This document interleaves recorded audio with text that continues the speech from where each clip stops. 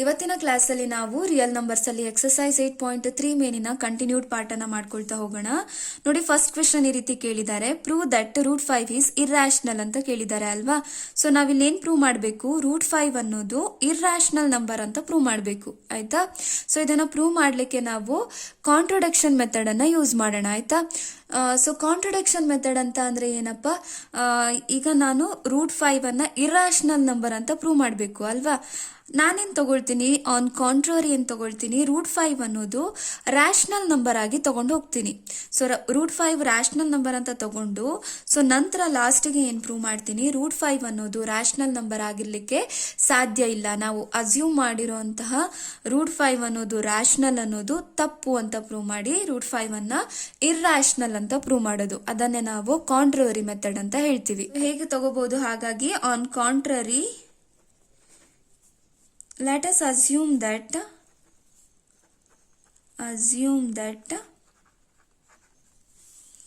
√5 is a rational number ಆಗಿ ತಗೊಳ್ತೀನಿ, ಆಯ್ತಾ.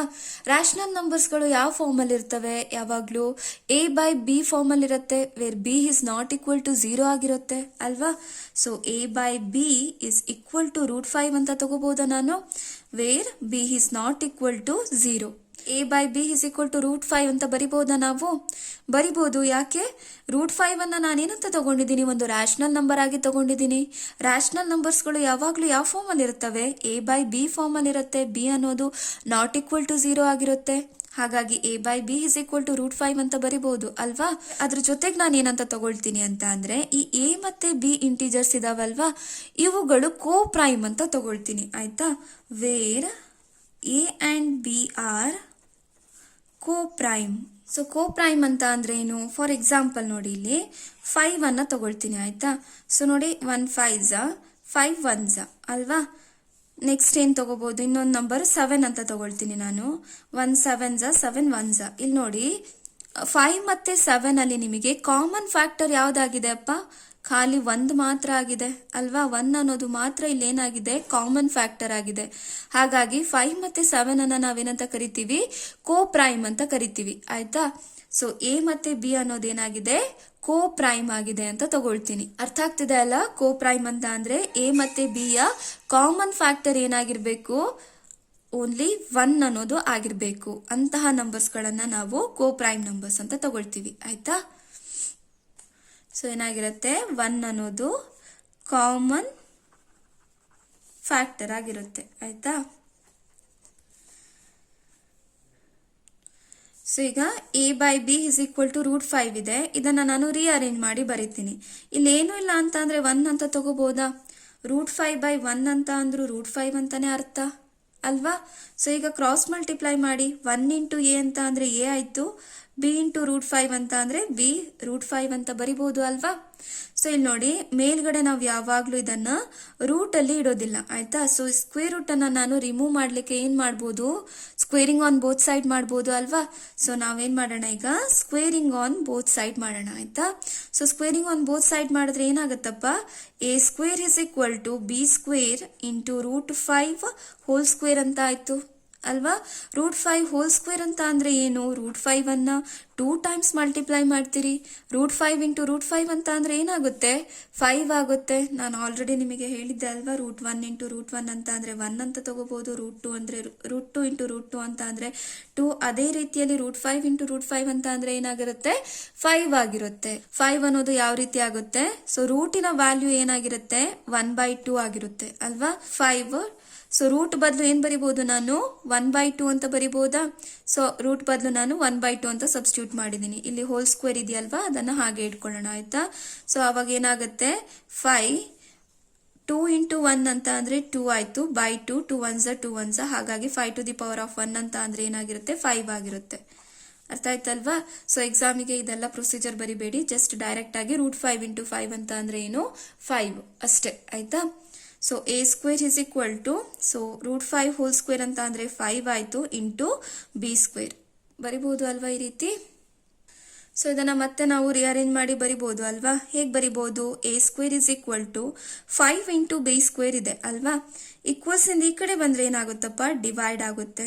ಅಥವಾ ನ್ಯೂಮರೇಟರ್ ಅಲ್ಲಿ ಇದೆ ಇದು 5, ಈಕ್ವಲ್ಸ್ ಇಂದ ಈ ಕಡೆ ಬಂದ್ರೆ ಏನಾಗುತ್ತೆ, ಡಿನಾಮಿನೇಟರ್ ಅಲ್ಲಿ ಬರುತ್ತೆ. ಆಯ್ತಾ, ವಿಚ್ ಇಸ್ ಈಕ್ವಲ್ ಟು ಏನಿದೆ ಅಲ್ಲಿ, ಬಿ ಸ್ಕ್ವೇರ್ ಇದೆ. ಆಯ್ತಾ, ಈ ಚಾಪ್ಟರ್ ಅಲ್ಲಿ ನಿಮಗೆ ಒಂದು ಥೇರಮ್ ಬರುತ್ತೆ.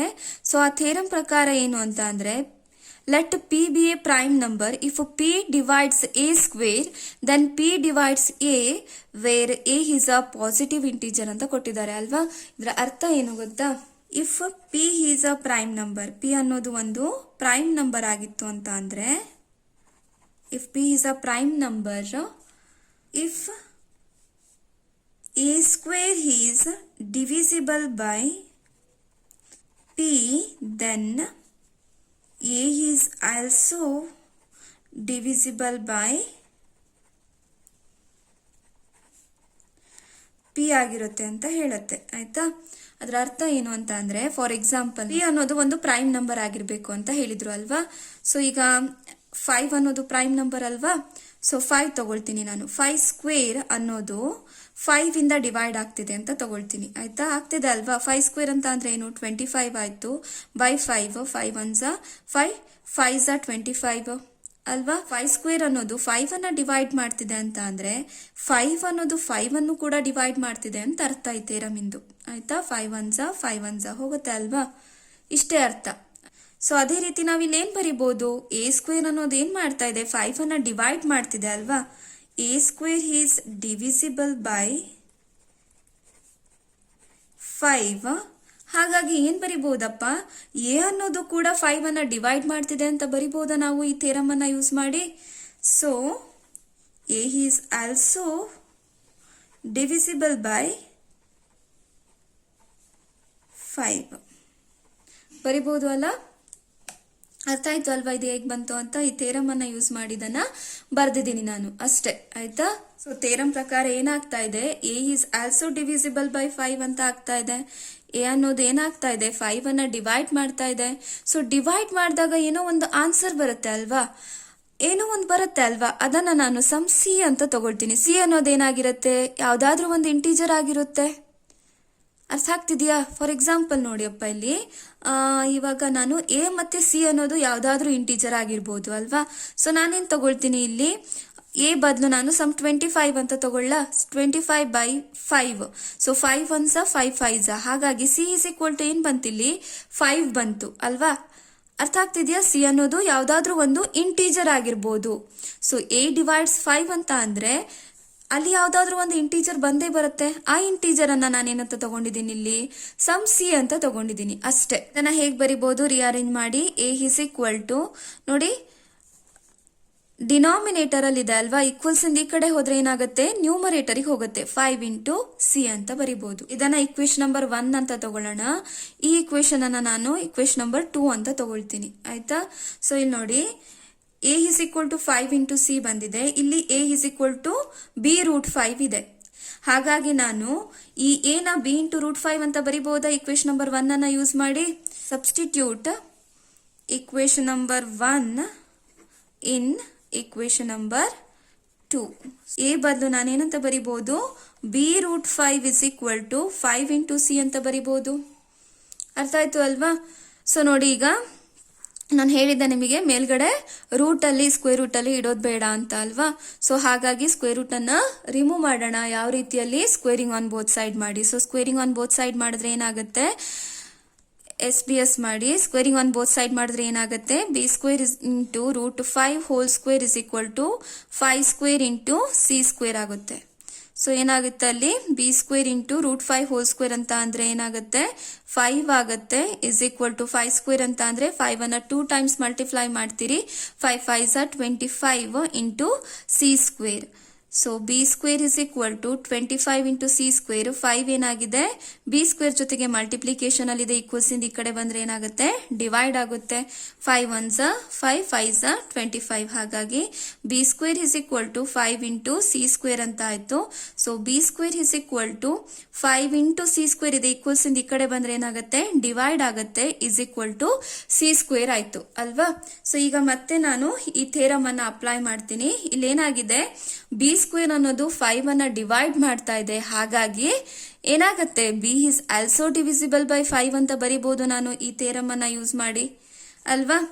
Since B square is divisible by 5, hence b is also divisible by 5.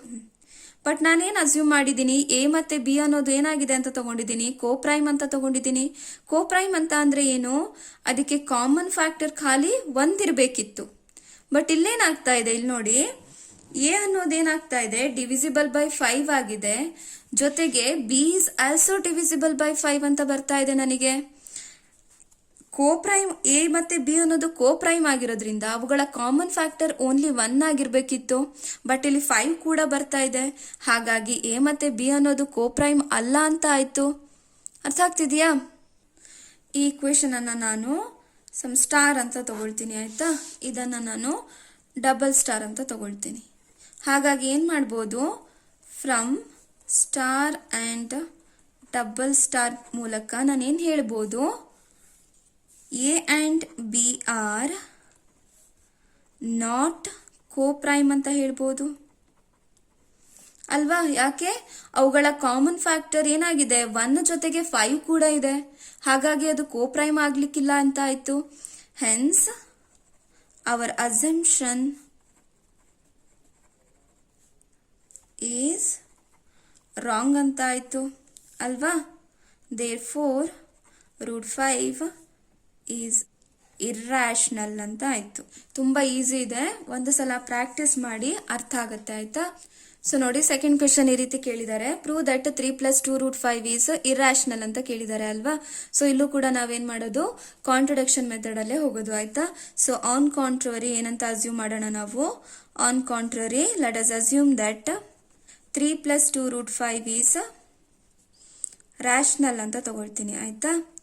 So rational numbers ಯಾವ ರೀತಿಯಲ್ಲಿ ಇರ್ತಾವಪ್ಪ, some a by B form ಅಲ್ಲಿ ಇರ್ತವೆ, where B is not equal to 0 ಆಗಿರುತ್ತೆ. ಹಾಗಾಗಿ ನಾನೇನು ಬರಿಬಹುದು, 3 + 2 √5 is equal to p by Q, where Q is not equal to 0 ಅಂತ ತಗೋಬಹುದಾ. ನೀವು p ಬೈ ಕ್ಯೂ ಆದ್ರೂ ತಗೊಳ್ಳಿ, a ಬೈ ಬಿ ಅಂತ ಆದ್ರೂ ತಗೊಳ್ಳಿ, ಆಯ್ತಾ. ಯಾವ್ದಾದ್ರು ಒಂದು ವೇರಿಯಬಲ್, 2 ವೇರಿಯಬಲ್ಸ್ ಗಳನ್ನ ತಗೊಳ್ಳಿ, ನಾನು p ಬೈ ಕ್ಯೂ ಅಂತ ತಗೊಂಡಿದ್ದೀನಿ, ಸರಿನಾ. Where p and Q are coprime ಅಂತ ತಗೊಳ್ತೀನಿ, ಆಯ್ತಾ. ಕೋಪ್ರೈಮ್ ಅಂತ ಅಂದ್ರೆ ಏನಾಗಿರುತ್ತೆ, 1 ಅನ್ನೋದು ಅದರ ಕಾಮನ್ ಫ್ಯಾಕ್ಟರ್ ಆಗಿರುತ್ತೆ. ಸೊ ಹಿಂದಿನ ಪ್ರಾಬ್ಲಮ್ ಅಲ್ಲಿ ಒಂದು ಎಕ್ಸಾಂಪಲ್ ಕೊಟ್ಟಿದ್ದೆ ಅಲ್ವಾ, ಆ ರೀತಿಯಲ್ಲಿ ನೋಡಿ ಇದನ್ನ ರಿಅರೇಂಜ್ ಮಾಡಿ ಬರಿಬಹುದಾ. ಸೊ ಬರೆದ್ರೆ ಏನಾಗತ್ತಪ್ಪ, 2 √5 ಅನ್ನ ಹಾಗೆ ಇಟ್ಕೊಳ್ಳೋಣ, is equal to p by q. So +3 ಇದೆ ಅಲ್ವಾ, ಈಕ್ವಲ್ಸ್ ಇಂದ ಈ ಕಡೆ ಹೋದ್ರೆ ಏನಾಗುತ್ತೆ, -3 ಆಗುತ್ತೆ. So which is equal to, ಇಲ್ಲಿ ನೋಡಿ, ಇಲ್ಲೇನು ಇಲ್ಲ ಅಂತ ಅಂದ್ರೆ 1 ಅಂತ ತಗೋಬಹುದಾ. 3 ಬೈ 1 ಅಂತ ಅಂದ್ರೆ 3 ಕ್ರಾಸ್ ಮಲ್ಟಿಪ್ಲೈ ಮಾಡಿ 1 × p 1p ಆಗುತ್ತೆ, -3 × q ಅಂದ್ರೆ 3q ಬೈ 1 × q ಅಂತ ಅಂದ್ರೆ q ಅಂತ ಬರಿಬಹುದು.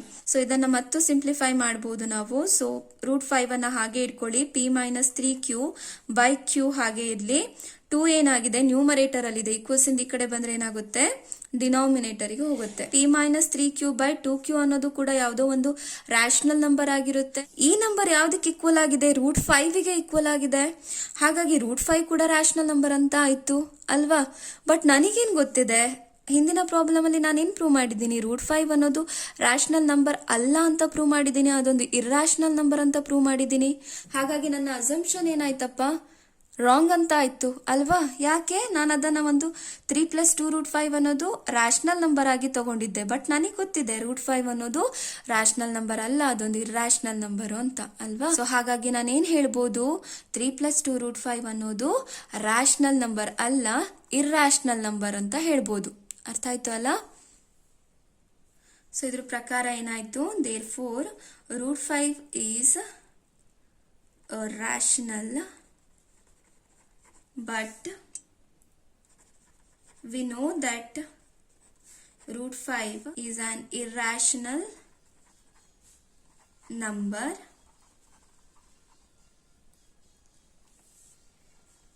Hence our assumption is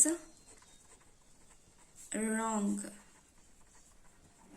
Therefore 3 + 2 √5 is irrational. ಅರ್ಥ ಆಯ್ತು ಅಲ್ಲ? ತುಂಬ ಈಸಿ ಇದೆ ಆಯ್ತಾ. ನೋಡಿ, ಈ ರೀತಿಯಲ್ಲಿ ಕೊಟ್ರೆ ಈ ರೀತಿ ಮಾಡಿ ಸಾಕು ಆಯ್ತಾ. ಖಾಲಿ √5 ಅಂತ ಕೊಟ್ರೆ ಹಿಂದೆ ಹೇಗೆ ಪ್ರಾಬ್ಲಮ್ ಸಾಲ್ವ್ ಮಾಡಿದ್ವಿ ಅಲ್ವಾ, ಆ ರೀತಿ ಸಾಲ್ವ್ ಮಾಡ್ಕೊಳ್ತಾ ಹೋಗ್ಬೇಕು ನೀವು. ಸರಿನಪ್ಪ? ಸೊ ನೋಡಿ, ಅದೇ ರೀತಿ 3ನೇ ಮೇಲಲ್ಲಿ ನಿಮಗೆ ಥರ್ಡ್ ಕ್ವೆಶನ್ ಇದೆ 6 + √2 ಆಯ್ತಾ.